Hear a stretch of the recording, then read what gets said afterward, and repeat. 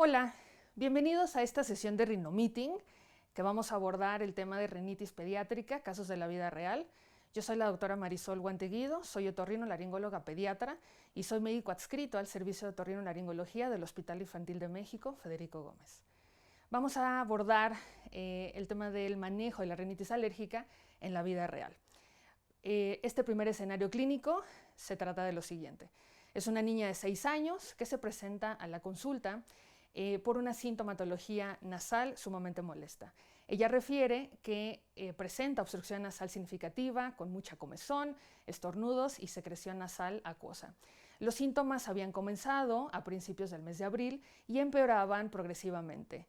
La madre refiere que en años anteriores había tenido síntomas similares en los meses de abril a julio. Sin embargo, se mantenía asintomática durante el resto del año. Estos síntomas, al hacer una exploración mucho más dirigida, limitaban las actividades escolares y deportivas. Negó otro tipo de síntomas y usted realiza una rinoscopía anterior y apreciamos la siguiente imagen. Este es un estudio de endoscopía nasal donde podemos ver de su lado izquierdo el septum está en la línea media y el cornete inferior se encuentra de su lado derecho.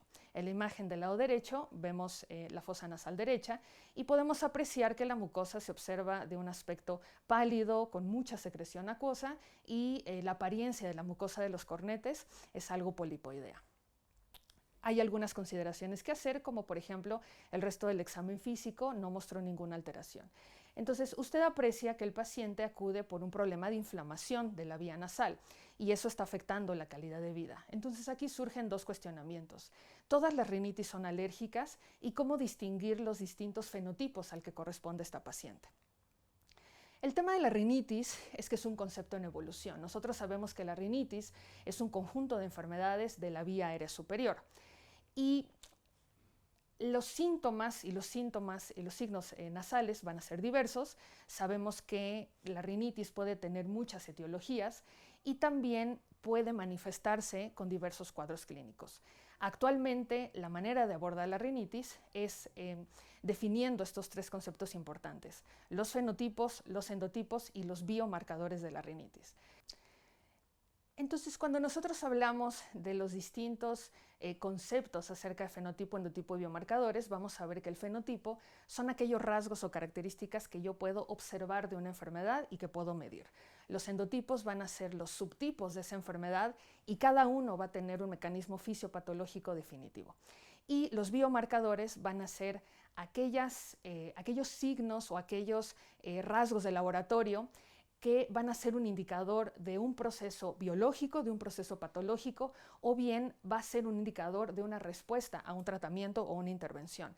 El hacer este análisis del fenotipo, endotipo y biomarcador nos habla de hacer una nueva medicina de precisión, de tal manera que definir el fenotipo de la rinitis es el primer paso para poder hacer un buen diagnóstico y por lo tanto planear un tratamiento adecuadamente.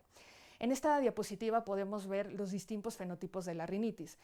En la que nos vamos a enfocar en esta plática es en la rinitis alérgica. Sin embargo, vale la pena mencionar que los otros tipos de rinitis, como la infecciosa, la rinitis no alérgica, no infecciosa, y que a su vez esta se va a subdividir en diversos tipos, podemos ver en el esquema cómo los mecanismos fisiopatológicos pueden ser compartidos en distintos tipos de fenotipos y que los mismos fenotipos pueden también compartir características clínicas similares.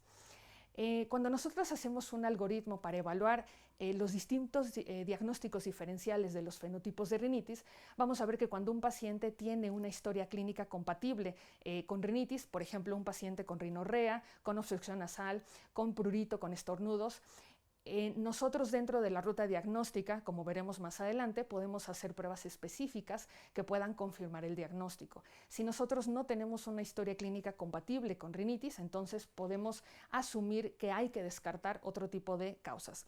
Cuando tenemos pruebas específicas positivas, podemos hacer el diagnóstico como tal de rinitis alérgica. Sin embargo, cuando es necesario hacer pruebas porque las pruebas específicas no sean positivas, podemos llegar a un diagnóstico de rinitis alérgica local, como lo vimos en los distintos fenotipos en la diapositiva previa. Cuando nosotros asumimos y entendemos que la rinitis alérgica es una enfermedad con síntomas, que es inducida por una exposición a alérgenos y que eso va a provocar inflamación de la mucosa nasal mediada por anticuerpos IgE. Entonces es cuando se presentan los 4 rasgos más clásicos de la rinitis alérgica, como prurito, estornudos, rinorrea y obstrucción. De tal manera que no olvidar que el diagnóstico de rinitis es un diagnóstico clínico. Este diagnóstico se hace basado en la historia clínica y en la exploración física.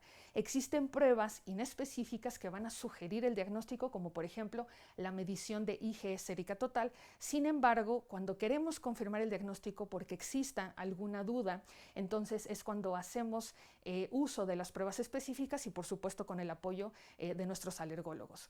Este es un algoritmo que publica la Guía Española para el Manejo del Asma.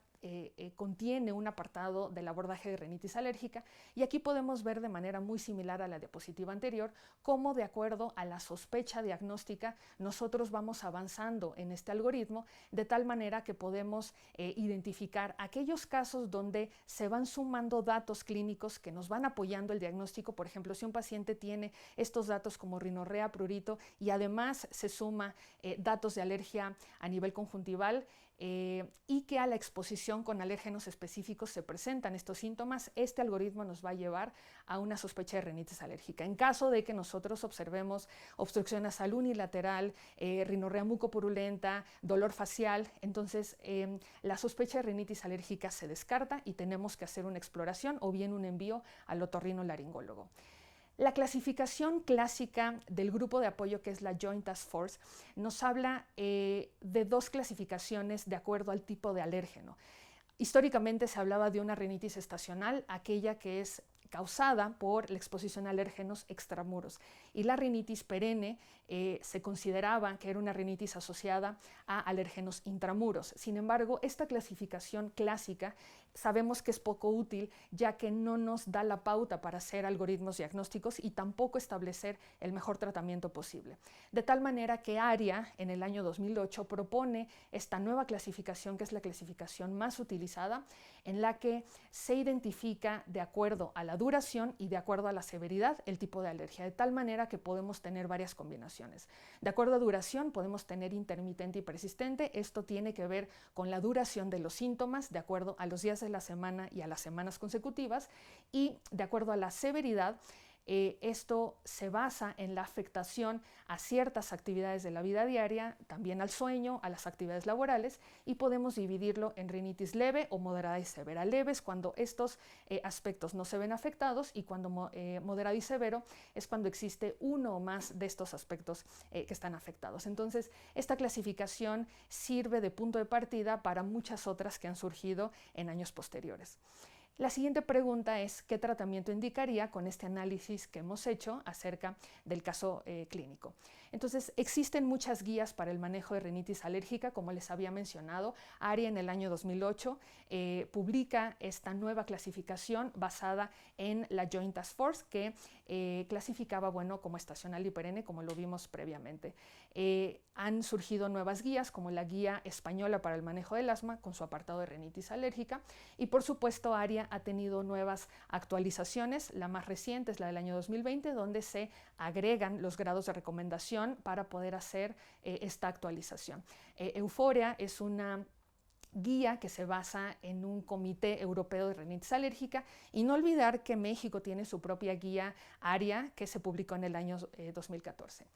El tratamiento de la rinitis alérgica tenemos que fundamentarlo en objetivos y en pilares. Los objetivos del tratamiento van a ser: punto número 1, controlar los síntomas, mejorar la calidad de vida, evitar, por supuesto, nuevas sensibilizaciones, y no hay que olvidar que rinitis alérgica es una enfermedad que puede progresar a ciertas comorbilidades, y la más importante, por supuesto, que es asma. Los pilares de tratamiento: nunca olvidar que la educación sanitaria no solo es al paciente, incluye a la familia. Tenemos que tener una comunicación efectiva con el paciente, promover la eliminación y evitación de los alérgenos. La farmacoterapia veremos que es escalonada y progresiva de acuerdo a la clasificación que nosotros hagamos en el paciente. La inmunoterapia alérgeno específica, por supuesto, que es campo de nuestro médico alergólogo, y el manejo operativo que nos corresponde a los otorrinolaringólogos, porque también existe un concepto del manejo quirúrgico de la rinitis alérgica. Actualmente el tratamiento no deja de lado la participación del paciente. La participación del paciente es fundamental para poder establecer los planes de tratamiento. Esta es una escala visual análoga, se las muestro. En la parte superior es el área donde el paciente tiene que señalar cómo se ha sentido en las últimas 24 horas de acuerdo a los síntomas, tanto nasales como oculares, y el médico hace una evaluación acerca de la calificación que el paciente pone en esta escala visual análoga, y el punto de corte es 5. Si el paciente tiene más de 5 puntos, es una alergia no controlada. Si es menos de 5, podemos decir que es parcialmente controlada, entre 2 y 5, y menor a 2, que el paciente tiene un buen control de la rinitis alérgica. Existen muchas opciones de tratamiento. Como pueden ver, hay una serie de opciones terapéuticas de acuerdo a los síntomas del paciente. Pero en esta diapositiva quiero señalar, como es evidente, no hay un solo tratamiento que cubra todas las necesidades de los síntomas de los pacientes. Entonces, cada una de estas opciones terapéuticas va a tener su mayor impacto en los distintos signos y síntomas de los pacientes. GEMA, en su versión 5.2, establece un algoritmo de tratamiento escalonado de acuerdo a la clasificación que hizo ARIA. Entonces nosotros podemos ver de su lado izquierdo, cuando tenemos una rinitis intermitente leve, el tratamiento es muy diferente a una intermitente moderada severa. Intermitente moderada y severa comparte el inicio de tratamiento con una persistente leve, y una persistente moderada y severa tiene una serie de pasos que hay que seguir y una serie de revaloraciones que nosotros tenemos que hacer con el paciente.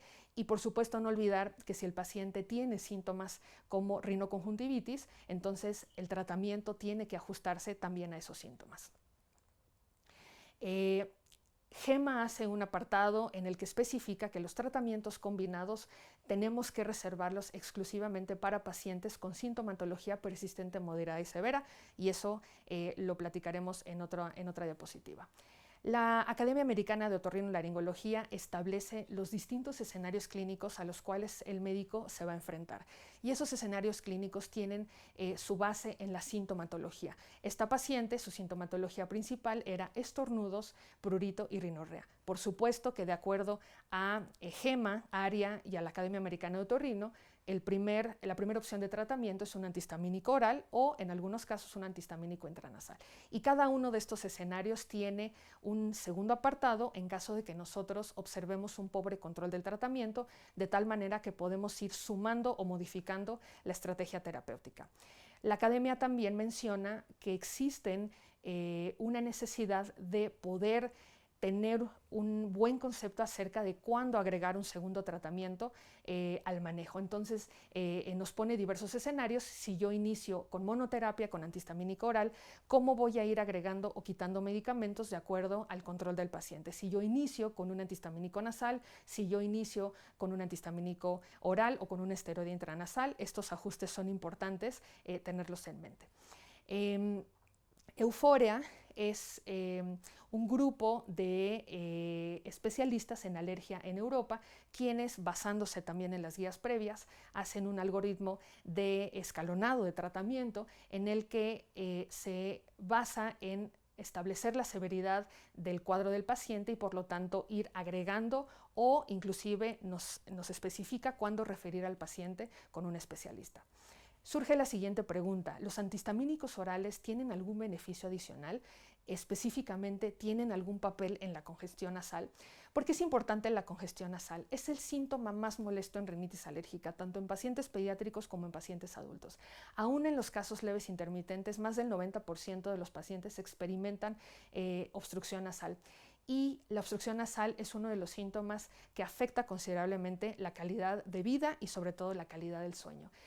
Desde hace mucho tiempo se han publicado estudios como estos que les muestro, donde se hacen comparaciones acerca de los distintos antihistamínicos disponibles. Por ejemplo, en el estudio de Bashert hacen una comparación entre bilastina y desloratadina, y en el estudio de Cuna establece una comparación entre bilastina y cetiricina, ambos contra placebo, y se observa que en los puntajes de síntomas nasales existe una mejoría solo con tratamiento con antihistamínicos. Todos los antihistamínicos sabemos que se clasifican en primera y segunda generación. Los antihistamínicos de segunda generación como fexofenadina, desloratadina, cetiricina y levocetiricina sabemos que tienen mayor potencia, mayor afinidad, mejor inicio de acción y por supuesto esto comparándolo con otros antihistamínicos anti-H1. Levocetiricina es un antihistamínico que sabemos que es selectivo, es potente, tiene rápida absorción, tiene un buen rápido inicio de acción y tiene un buen efecto terapéutico prolongado. Y lo más importante es que carece de efectos neurocognitivos y también en sistema cardiovascular. Se han estudiado estas propiedades antiinflamatorias, sabemos que in vitro tiene un impacto sobre múltiples moléculas adhesivas, sobre moléculas que tienen una participación en la migración de otras células que van a involucrarse en el tema de la obstrucción nasal. Pero ¿cómo se traduce esto clínicamente? Hay muchos estudios publicados acerca de levocetiricina. Este es uno de los más importantes, donde se explora el efecto sobre la obstrucción nasal en rinitis alérgica estacional. Se demostró que levocetiricina mejoró no solo el puntaje de síntomas nasales cuando se compara con desloratadina, por ejemplo, sino que levocetiricina también en los estudios de citología nasal se demuestra que disminuye muchas de las moléculas involucradas en la obstrucción. Entonces surgen nuevas publicaciones y todas corroboran este efecto antiinflamatorio de levocetiricina. Ahora bien, ¿qué estudios han mostrado tanto eficacia como seguridad de los antihistamínicos en niños? Porque veremos más adelante que es muy diferente estos estudios en adultos. Uno de los más importantes es el del doctor Nieto, donde muestra los diversos estudios clínicos que evalúan eficacia de los antihistamínicos de segunda generación en niños con rinitis alérgica. Es importante notar en la tabla, como ustedes pueden ver, que no existen muchos estudios acerca de eficacia en ciertos grupos de edad. Por ejemplo, en niños de 2 a 5 años, rupatadina es el único que ha publicado estudios de eficacia. En niños de 6 a 11 años, cetiricina, levocetiricina tienen estudios de eficacia, pero entonces surge la pregunta, ¿cómo es que nosotros los prescribimos en estos grupos de edad si no tenemos estos estudios clínicos? Bueno, es importante saber que, por ejemplo, la Academia Americana de Otorrinolaringología establece que si bien no existen estos estudios de eficacia y en algunos de seguridad, la mayor parte de las prescripciones en pacientes pediátricos son extrapolaciones de estudios de pacientes adultos. Cuando hablamos de seguridad de los antihistamínicos de segunda generación en estos estudios clínicos, podemos observar que cetiricina y levocetiricina son los únicos estudios junto con desloratadina en pacientes de 6 meses a 12 meses de edad, y en el resto de los grupos de edad sí existen estudios de seguridad. Ahora es importante mencionar que Simons hace un estudio para poder observar seguridad, pero en urticaria. Él evalúa niños entre 12 meses y 24 meses de edad con un tratamiento de levocetiricina a 18 meses de duración y corrobora que no hay efectos adversos importantes. Entonces, todos estos eventos neurológicos o eventos neurocognitivos se descartan y se corrobora la seguridad de estas dos moléculas. Cuando hacemos la comparación con cetiricina y levocetiricina, vemos que levocetiricina tiene un menor porcentaje de estos eventos adversos y por lo tanto todos estos estudios nos ayudan a tener la certeza de que los antihistamínicos que tenemos como una opción terapéutica tienen una seguridad demostrada en los pacientes pediátricos. Muchas gracias.